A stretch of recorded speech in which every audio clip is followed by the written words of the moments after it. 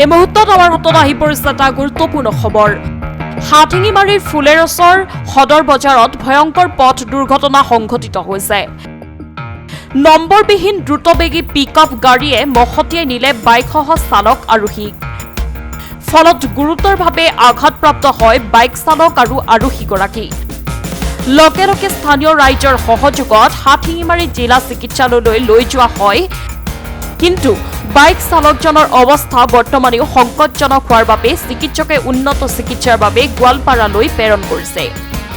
ঘটনাস্থলীত খাৰুৱাবান্ধা আৰক্ষী উপস্থিত হৈ দুৰ্ঘটনাগ্ৰস্ত বাইক আৰু পিকআপ বাহন দুখন আৰক্ষী চকীলৈ লৈ যায়। বাইক চালকজন হাথিঙিমাৰী সোণাপুৰ গাঁৱৰ ফজিয়েল হকৰ পুত্ৰ আয়ুব আলী আৰু হাথিঙিমাৰী ইলাইট একাডেমীৰ একাদশ শ্ৰেণীৰ ছাত্ৰ বুলি জানিব পৰা গৈছে। আমি পুনৰবাৰ জনাবলৈ লৈছো এটি গুৰুত্বপূৰ্ণ খবৰ। হাথিঙিমাৰী ফুলেৰছৰ সদৰ বজাৰত ভয়ংকৰ পথ দুৰ্ঘটনা সংঘটিত হৈছে। নম্বৰবিহীন দ্ৰুতবেগী পিকআপ বাহনে মহতিয়াই নিছে বাইকসহ চালক আৰোহীক। ফলত গুৰুতৰভাৱে আঘাতপ্ৰাপ্ত হৈছে বাইক চালক আৰু আৰোহী। লগে লগে স্থানীয় ৰাইজৰ সহযোগত হাথিঙিমাৰী জিলা চিকিৎসালয়লৈ লৈ যোৱা হয় যদিও বাইক চালকজনৰ অৱস্থা অতি সংকটজনক হোৱাৰ বাবে চিকিৎসকে উন্নত চিকিৎসাৰ বাবে গোৱালপাৰালৈ প্ৰেৰণ কৰে। গাড়ীটো পিকআপ এইফালৰ পৰা আহিছিল ফুল স্পীডত, এইটো গাড়ী ইফালৰ পৰা আহি আছে, এইটো বাইক আছিল দুচকীয়া বাইক।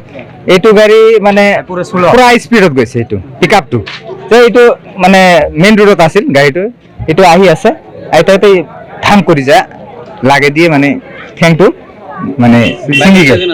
বাইকত দুটা আছিল, দুজন আছিল না না দুজন, একজন কম দুকু পাইছে, একজনের মানে আঘাত বেশি পাইছে।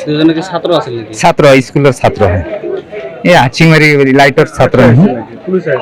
পুলিচ তো আহিছিল, পুলিচ আহি যিটো গাড়ী চলাইছিল সেইটোক লৈ গ'ল, পিকআপৰ চালকক লৈ গ'ল আৰু বাইকখনো লৈ গ'ল।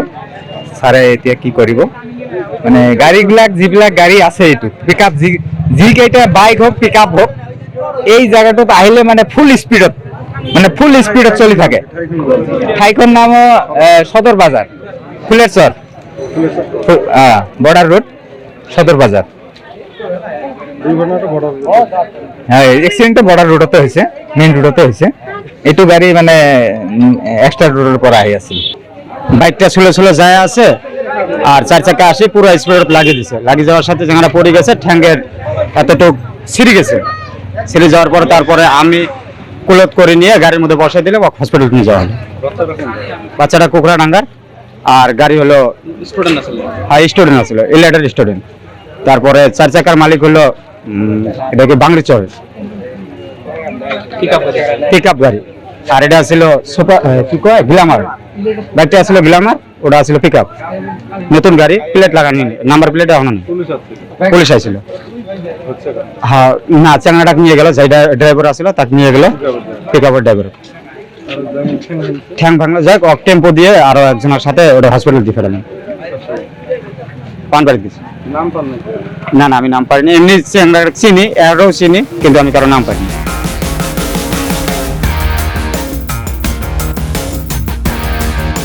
হাথিঙিমাৰীৰ পৰা আব্দুল আৱাল আহমেদৰ ৰিপৰ্ট, সংবাদ লক্ষ্য।